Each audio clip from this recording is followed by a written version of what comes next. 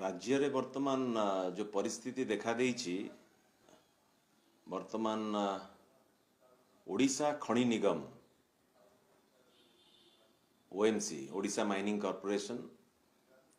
आज जेभली भाव में समस्त नजर को आज आसी क्रोम ओर गोटे दुर्मूल्य पदार्थ राज्यवासींकर संपत्ति राज्यर संपत्ति तार जेभली भाव आज हरिलुट आज होउची भी मध्य टेंडर फिक्सिंग होउची माफिया माने आज नियंत्रण करूचंती क्रोम ओर रो सेलिंग प्रोसेस को लेकी जोटा कि ओडिशा माइनिंग कॉर्पोरेशन तार quantity quality pricing Odisha mining corporation ताको कंट्रोल करिबा कथा गोटे कॉम्पिटिटिव बिडिंग माध्यम रे गोटे ट्रांसपेरेंट सिस्टम रहिबा दरकार तार गाइडलाइन अनुसार टेंडर प्रक्रिया ओडिशा माइनिंग कॉर्पोरेशन करिबा दरकार किंतु आज ये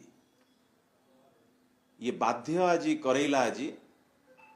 राज्यवासी भी जानिबा भी दरकार ए दिगरे मु मान्यवर मुख्यमंत्री मोहन माझी महोदय को बहुदिन पूर्व चिठी लेखिकी से माध्यम रे जणैछि ए जो अनियमितता देखा दउछि वर्तमान क्रोम ओर बिक्री को नेकी जो माने ऑक्शन प्रोसेस रे जो माने परचेजर अछंती एवं जो सरकारी बाबू माने ए नियम को जो माने तैयारी करिसेंती तांको भितरे ये किभली भाव रे आज गोटे कार्टेल करिसेंती जहा फल रे कि क्रोम ओर रो सीधा सड़क भाव रे आको मु कहू नाही ये ओडिशा माइनिंग कॉर्पोरेशन रो तथ्य कहूची ये लोकंक सरकार ये नुआ सरकार ये बीजेपी सरकार आइला परे गोटिए निर्दिष्ट ग्रेड क्रोम ओर जेते बड़े आप समस्या जानते मिनरल मार्केट इंटरनेशनल मार्केट संगे फ्लक्चुएट करी थाए इंटरनेशनल मार्केट रे जेते बड़े क्रोम ओर सबु ग्रेड रो रेट बढ़ी बढ़ी चली निर्दिष्ट गोटिए ग्रेड जोटा को -40 ग्रेड जहाँ को निर्दिष्ट मैन्युफैक्चरर ए ग्रेड को व्यवहार करूचंती से प्रमाणित करूची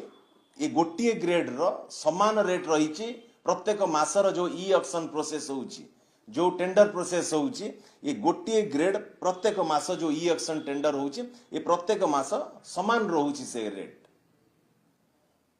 ये संदेह खाली नुह ये प्रमाणित करूची ये जो ग्रेड -40 ग्रेड रो जो परचेजर अछंती